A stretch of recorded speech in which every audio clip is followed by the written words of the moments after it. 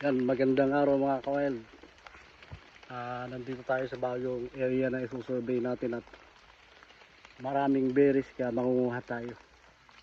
At titikman natin kung ano yung lasa ng berries dito. Yan, makita nyo sa paligid. Maraming berries, wild berries. At kulay orange, katulad ng nakuha natin. Yan. Titikman natin at babalikan ko kayo kung anong lasa.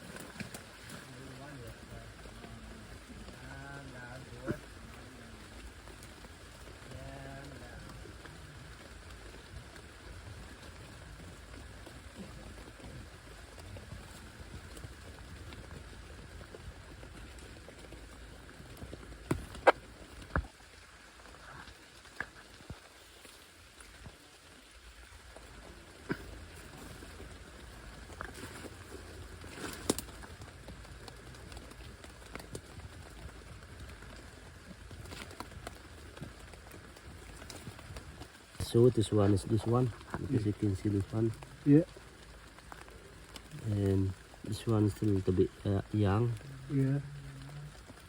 and this one too, but they're all edible.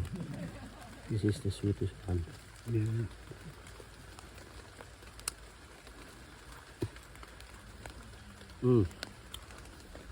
Delicious. Yeah. How do you say delicious in Philippines? Masarap. Masarap. Masarap na raspberry. Yeah.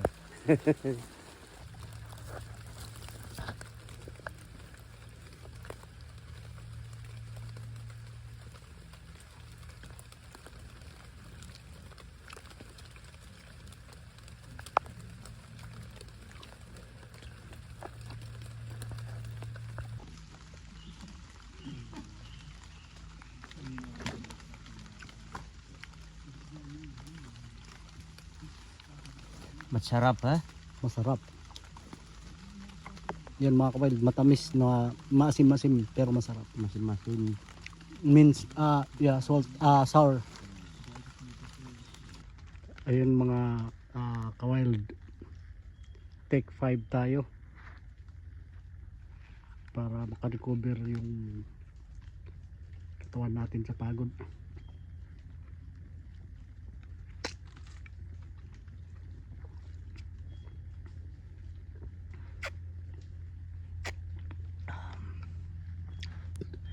Ganito yung itsura ng kagubatan nila dito mga kawild. Ayan.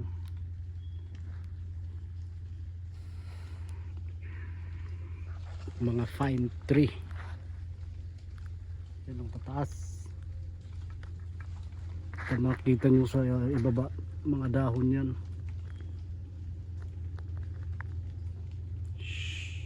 Yan, ibon yan. At napakaluwang ng kagubatan dito. Kaya gumagamit tayo ng GPS para may pattern tayo ng ating susundin kung saan tayo tutungo. So medyo maulan ngayon mga kawild.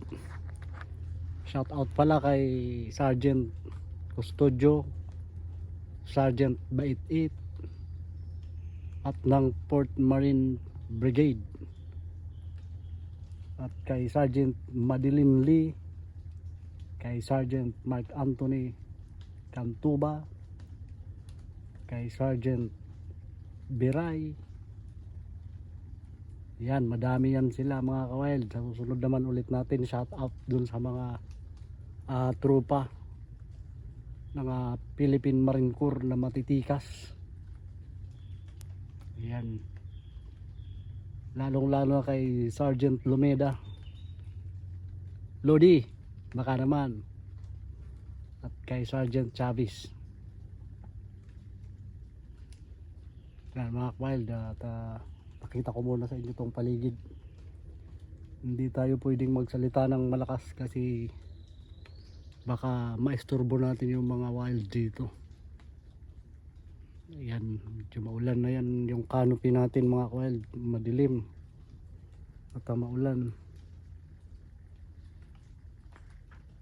Hanggang sa muli mga ka-wild, pa-subscribe na lang po, pa-follow na rin at pindutin nyo na rin yung bell notification button para updated kayo sa ating mga bagong upload na video. At maraming salamat po sa panunod. Hanggang sa muli po. Ito si Kuya Rom ng Wild Room TV.